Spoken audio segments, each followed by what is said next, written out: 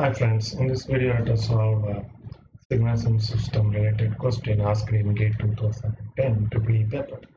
The question is, it's a common data questions and given f of t and g of t as shown below.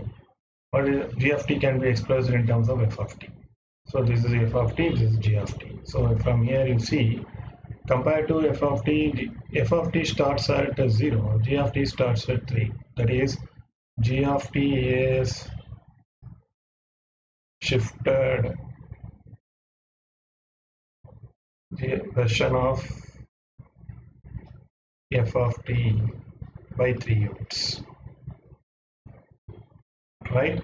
So that is the first point. So g of t is, first it is shifted.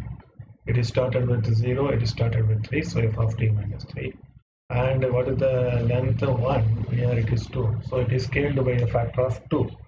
So then it is scaled by factor of 2. So expanded means we have to divide it by 2. So g of t is f of t minus 3 by 2. So g of t is f of t by 2 minus 3 by 2.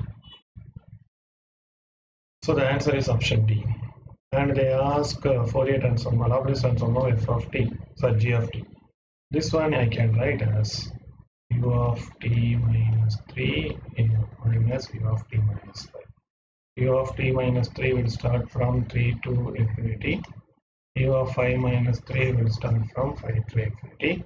So if you subtract u of 5 t minus 5 from u of t minus 3, you will get this, that is this one.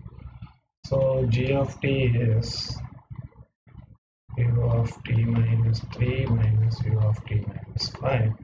Laplace transform is, for u it is 1 by s, t minus 3 shifted, so 3 e power minus 3s.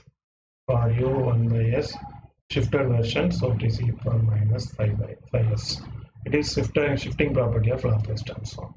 So if I take e power minus 3s by s, it is 1 minus e power minus 2s. That is my gs. So the answer is option C. Thank you.